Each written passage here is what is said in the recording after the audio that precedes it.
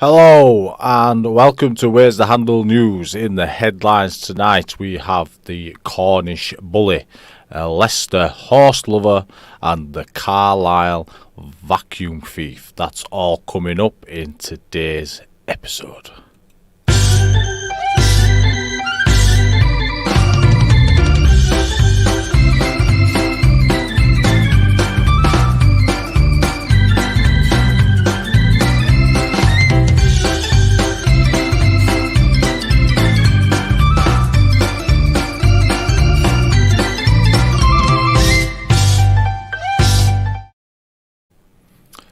Hello and thank you for joining us for another episode of Where's the Handle News. I am your host, Jim Cunliffe.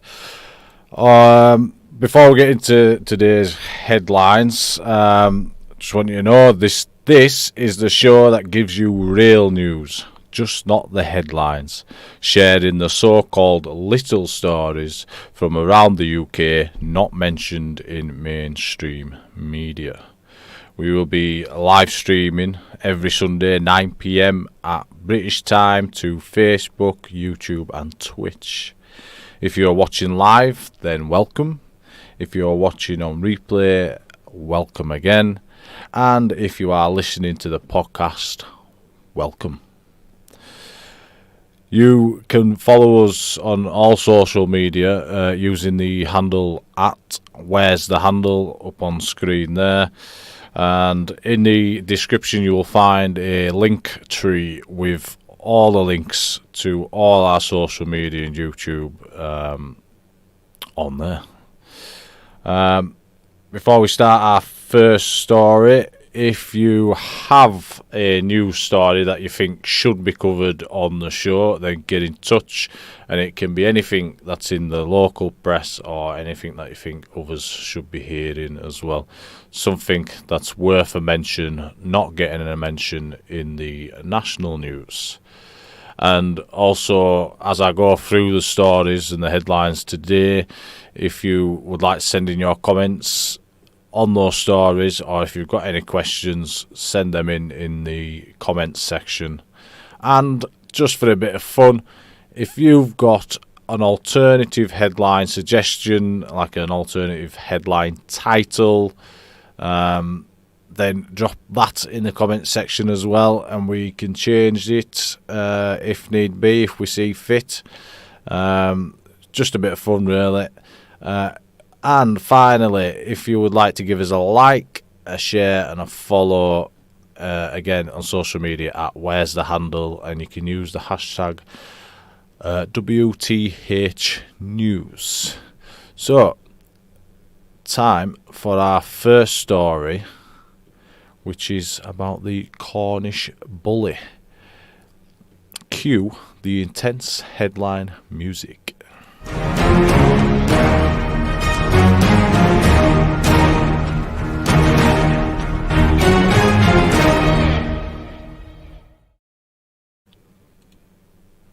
There we have it. A Cornish Bully subjected partner to 18 hours of torture.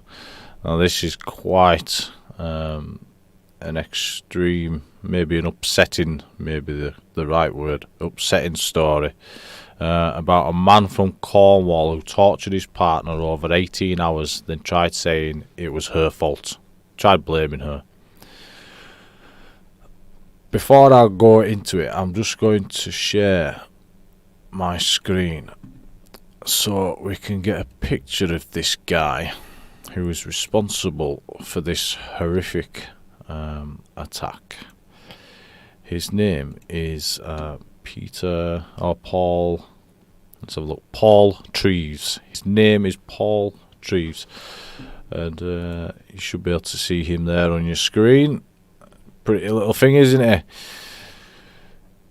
His victim managed to escape after he fell asleep, but not before he subjected her to an horrific campaign of beatings and a tirade of verbal abuse, along with threats to kill her and the family. In court, he pleaded guilty to wounding and false imprisonment. And Paul Treves, you might find I repeat his name a bit. I want his name to stick. Paul Treves' victim visited him, hoping for a nice evening. Around 8 p.m, she got an email ping on her phone, and fearing his reaction, she thought she'd leave. He became aggressive and broke her things and told her to be quiet, and she tried to get away. Paul Treves, with brute force, grabbed her throat, making her fall to the floor, where, using her hair, Paul Treves smashed her head into the floor and shouted, "I fucking hate you." Paul Treves repeatedly attacked his victim with blows to the head and chest and subjected her to a barrage of verbal abuse. He also threatened to kill her family. This poor excuse of a man eventually became tired of his relentless attack and paused for a while before resuming. He then threatened to gouge her eyes out and, as if to enforce the point, he put the knife in her nostril and pushed up. Paul Treves told her not to try escape when he went to sleep, but despite her numerous fractures to her nose, ribs and sternum, she managed to escape out of a window. Michael Brown, who was defending this pathetic individual, said Paul Treves was physically and mentally abused in childhood, and this had a marked effect on his life. So he turned to alcohol to try block it out. I'm sorry, but there's no excuse in the world.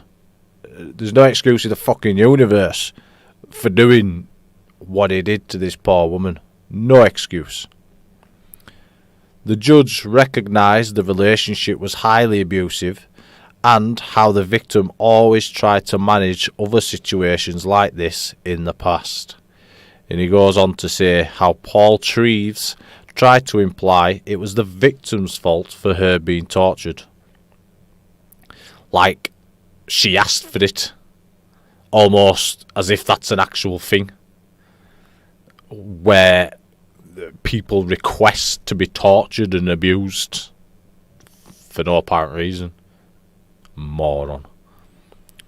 Paul Treves was jailed for 4 years and given a restraining order to prevent him from contacting the victim. The judge said that Paul Treves is a danger to women and will be for the rest of his life. So please let the name Paul Treves stick in your head. Please. As for his punishment, this man needs a bit more than that, don't you think? 4 years and a restraining order. I mean, I've got knowledge from people I've known to say that a restraining order means fuck all. It's meant to prevent, and really it should prohibit. That's the terminology they use. A restraining order is to prevent someone from contacting them. It doesn't stop them. This vile man needs prohibiting from all forms of society for a very long time, and only after an extensive rehabilitation period should he be considered to rejoin society. And my last thoughts go to his victim. And I know that often the victim side of the story and the true impacts of what happened will often go unnoticed. So I'll just say this, as one of the most basic human principles, I hope that you go on to live a happy and fulfilled life. That there, ladies and gentlemen, was Paul Treves, a poor excuse of a man who tortured his partner for up to 18 hours plus, and even the judge there describing it as pretty much torture. So there, Paul Treves from the St Austell area, Cornwall. In our next story, we have the Leicester man who has sex with a Shetland pony. Again. Now, for this story, again, I'm going to share my screen and I'm going to read the article itself. There we go. So there we have it. Man sentenced for having sex with a horse again. Now, Isaac Cluley is called. Isaac Cluley, who's clearly not got a clue, filmed himself having sex with a Shetland pony on his phone. There he is, look, with his mask on. So unfortunately you can't see his whole face, but I mean, he's a pretty, what's the right word, distinguishable looking guy there. Let that image just sear into your mind. So a young man called Isaac Cluley had sex with a horse. Who had sex with a horse was tearfully accused by the owner of having raped her family's pet pony. The woman emotionally made her accusation before Isaac Cluley was sentenced for his unusual offending. The 23-year-old pleaded guilty at an earlier hearing to one count of sexual penetration of a living animal last August. So he's done it before. He also admitted possessing extreme pornography relating to mobile phone footage of the pony and 2 obscene and perverted images downloaded from the internet. So this guy's clearly got a thing for the extremes of what the internet has to offer. Yeah, no doubt he's been surfing a cesspit of shit that should be quite easily banned, in my opinion. But there we are. It's still on online, obviously, for people to download, and in a sick, twisted way. We go on. Leicester Crown Court was told Cluley was prosecuted in 2016 for an earlier offence of having sex with a different horse when he was given a community order. Prosecuting a guy called Andrew Fitch Holland said a friend of the defendant's chanced upon the video when borrowing his phone last summer, and Cluley was drunk at the time, and the concerned friend wanted to phone his mother and was shocked to see the footage with the pony. The police then became involved. Cluley, described as having learning difficulties, was in considerable distress following his arrest, and officers were concerned for his well-being. The defendant told them, "I want help with my mental health. It's why I've been drinking more lately," as if to try and excuse his behaviour somehow. The horse's owner attended court to read a personal impact statement, and she said she purchased the Shetland 10 years ago for a 5-year-old son, and the two had grown up together. Before being informed of the incident by the police, she said she suspected her horses had been frightened in some way in their field because of a noticeable change in the behaviour, particularly the small 10 hands high Shetland mare. The pony was unusually fearful and nervous and suddenly began acting threateningly towards her teenage son, as if to kick him. Sobbing with emotion, she spoke of the distress caused to her family and the expense of having to install a £286 CCTV field camera to watch her animals grazing in the Leicester area. A veterinary forensic examination of the pony cost her £60, and the Shetland is now kept locked in a stable overnight when it was used to being outdoors, as the offence is thought to have happened in the early hours. She went on to say that the fact that someone was walking around and prepared to rape an animal on more than one occasion because of the previous conviction concerns me greatly. The 44-year-old owner added, "I feel anxious because I don't know how many times it happened." Yeah, it's sickening to even think that's happened more than once, isn't it, really? After the hearing, she said the pony was such a sweetie, so trusting, but is now wary and defensive, and when she becomes scared and fearful, even by something normal like having a rug put on, it reminds her of what happened. And if it was down to her, she would have him in custody right now.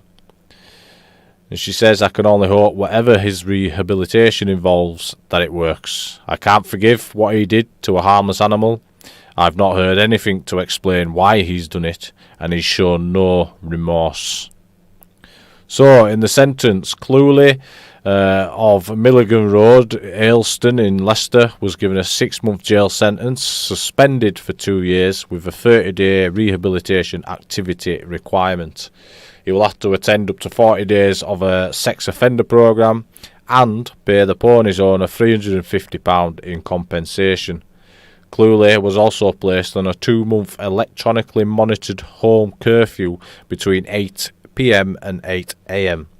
He will be on a sex offender register for 5 years and was placed on a sexual harm prevention order for the same duration, stipulating various conditions including not entering a field, paddock or any animal enclosure where there is livestock when he is on his own. I mean, that's some condition, that, isn't it? You're not allowed to go into a field. Sick man. He is barred from working with animals in any capacity and cannot own or care for any animal without the permission of his offender manager. The judge, William Edis QC, said, for the second time in your life, you're before the court for having sexual intercourse with a horse. And that, if I say no more, is an alarming picture. One thing I have to do as the judge is to try and work out why you've committed this unusual offence twice. Is it because you have overpowering sexual interest in horses? Is it a cry or help or attention seeking? One thing that has to happen is you have to decide to stop doing this or be made to stop. And even though you amply deserve a prison sentence, I'm not sure that's going to address the problem. I have to find the best way to protect society and the animals from you. You have been extensively examined by various professionals, and no one has told me why you did this. So the judge went on again to say that he hoped Cluley had heard the pain expressed by the pony owner. He said her son grew up with that animal and his relationship with that animal may never be the same again. She's anxious about more abuse happening to another animal, and these are not victimless crimes. These are real victims with real pain, and you caused it for reasons I can only guess at. You have learning difficulties and a mix of anxiety and depression and an inability to cope. There's a package that's been put together to stop you doing this, and if I send you to prison, that opportunity would be lost. So Gary Short, in mitigating, said that rehabilitation courses were not available in prison due to the pandemic, and the defendant was due to move into sheltered accommodation in a few weeks, which would provide him with additional support. He said Cluley, who attended court with his mother, suffered from significant intellectual impairment, had a lack of impulse control and failed to understand the consequences of his actions and needed specialist help and supervision. Mr. Short said Cluley's previous community order sentence did not get anywhere near addressing the root cause of his offending, but a suitable rehabilitation package was now available if he was spared immediate custody. The barrister added that Cluley was mixing with a group of people who used him like a puppet, getting him drunk and encouraging him to do certain things. It's clear he was also suffering from the impact of the loss of his father.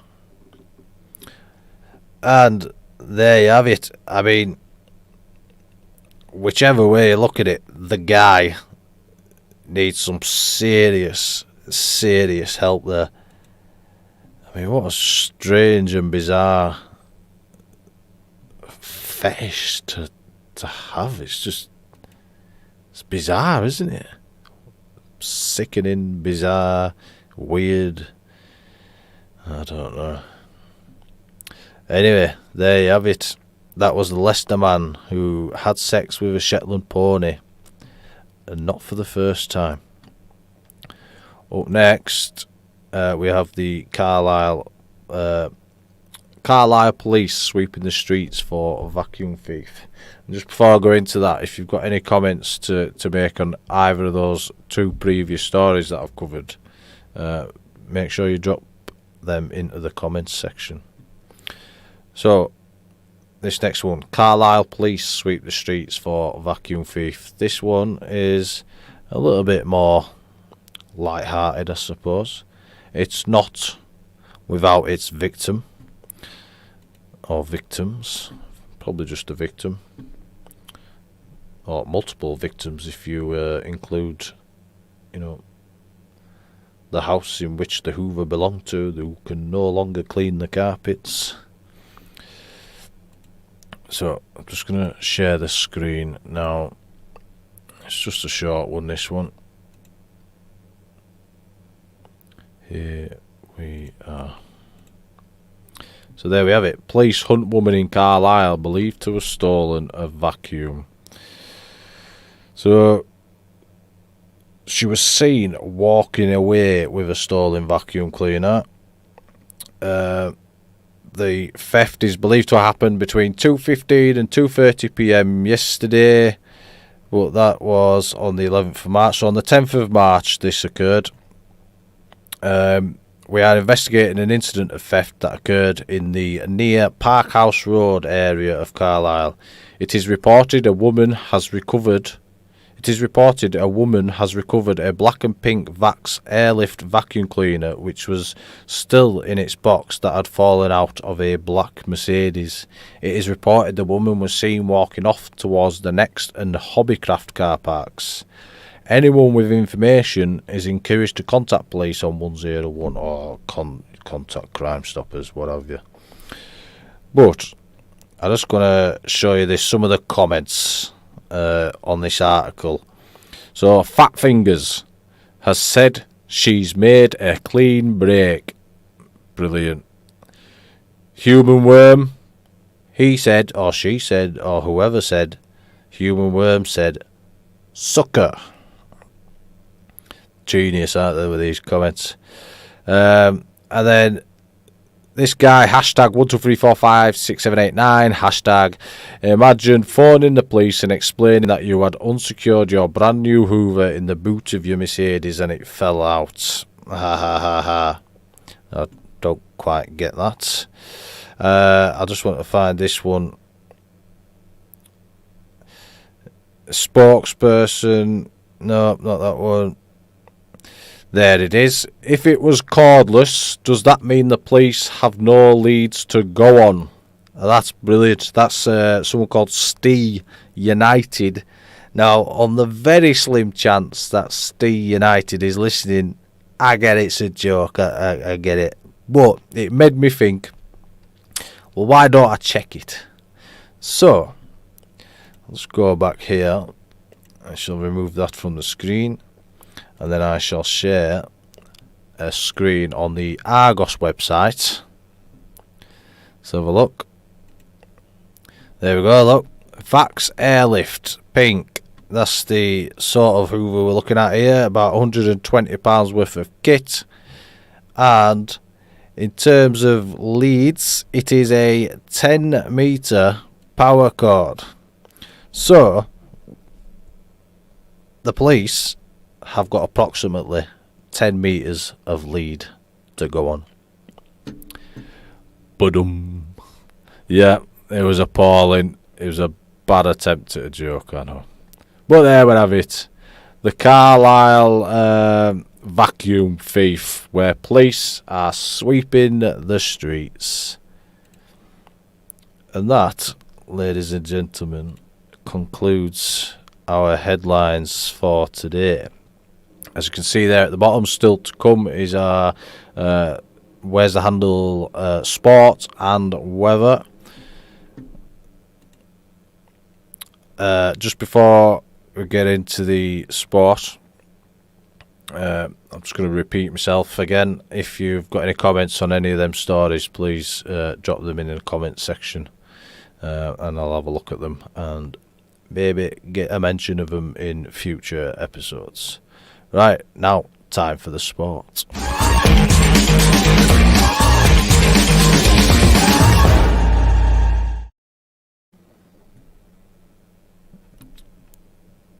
I will get better at this bit. I'm doing the sort of transition from the headlines into the sport, and obviously my sport on the background. And it's just doing it quick enough in time in that transition. Right, anyway, there we go. In sport, in football news, today's matches in the Premier League, we have Southampton versus Brighton, Leicester City versus Sheffield United, Arsenal versus Tottenham Hotspur, and Man United versus West Ham United. And as you can see there is no results. They have obviously played by now, but it is intentional. I haven't put the scores on there for a reason. It's because if you want those sort of football results, you'll have to go look elsewhere for the results. Here in our sport, we do things a little bit differently. So on to our next section of the sport, which is today's matches, where we will get some results, and it's in the FA Championship. And we've got Blackburn 0, Lewis, yeah, that's how you pronounce it, 3. So Blackburn 0, Lewis 3. Durham 0. What am I doing? Durham 0. Durham 0, Leicester City 2. Liverpool 5. Coventry United 0. Sheffield United 1. Charlton Athletic 0. Why 0? Sheffield United 1. Charlton Athletic 0. Yay! And you've noticed there, Sheffield United have won a game. Hey. And then we're going to have a look ahead at the games upcoming this week. And on Wednesday in the Champions League round of 16, I'm pretty sure this is the second game, and it's Sparta Prague versus Paris Saint-Germain. 1:30 kickoff. Sparta Prague, Paris Saint-Germain at 1:30 kickoff, and that's on Wednesday. And on the same day in the FA Super League, Everton play Chelsea at 7 p.m. Aston Villa play Brighton and Hove Albion at 7:30 p.m. Bristol City, Man City, 7:30. And let me just drop the shoulder. Oh, bloody hell, look at that. I need to get my angles right. West Ham United play Birmingham City at 7:30. And in alternative news, as you can see there at the bottom of the screen, but for the benefit of those listening on podcast, in other sports news, FC Halifax, Stenson working hard on rehab, and Clark is back in full training. And for walking, midfielder Ferdinand is available again after a match ban. Send in your comments on the sports news today. I feel like I've fluffed it up a little bit today. Yeah, that concludes the sport. Up next, we have the weather.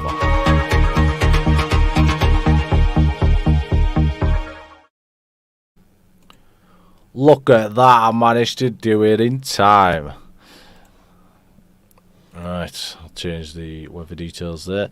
Right, so in the weather today, this week, we are looking ahead at Monday to Friday. And I'll start it like I've started my other weather forecasts. If you want to know how windy it is, have a look outside, stick your head out, open a window, you'll be able to hear it. What else? Cloud. Yes, no need for that. You can see if it's cloudy or not. Just have a look outside and you'll see it's cloudy. And also, we don't cover the Orkney Islands or the Shetland Islands up in sort of this area. They're too far away from the mainland. It'll mess up my little imagery here at the top of the screen there. So We just don't bother. I mean, the weather up there is pretty much the same all the time. Windy, wet, get an odd sunny day. So, there's nothing to worry about there. So for Monday, we are talking 9 degrees in Belfast, Edinburgh sort of area, 10 around the Manchester, Liverpool area, and 11 degrees in London. And as for the rain, some in the sort of south-east, sort of towards, there we are, up towards this bit here, which is on the east of Ireland, and then on the west coast. Completely ballsing this up today. Right. It's raining in the island of Ireland. It's raining on the west coast of Scotland, and it's also raining in the sort of South Wales, Cornwallish areas. That'll do. Right, and on to Tuesday. On Tuesday, there we go. It's 12 degrees up Edinburgh, 11 in Ireland, 10 Manchester sort of area, and 11 down in London. And it's going to be raining around southern Wales area, around this area, which I believe is like, I don't even know, Midlands. It's probably not even Midlands, Gloucestershire. That's it, isn't it? And then on the east coast, around the east riding of Yorkshire, it's going to be raining there, and around sort of the east coast on the Lincolnshire coast there, down towards Kent. Is that the Lincolnshire? I need to revise this. I mean, in future shows, I've tried channeling Thomas Schaffenacker, and I'm completely ballsing this one up today. Anyway, it's going to be raining a little bit on Tuesday, but for the most part, it's going to be rather clear. There you go. On Wednesday, it's going to be another nice day. Hardly any rain around on this day. You might catch the odd shower here and there, but all in all, a decent day, and temperatures across the board at 10 degrees. On Thursday, another decent day. 8 degrees Scotland, 9 in Northern Ireland, 8 Manchester, Liverpool, and 8 in London.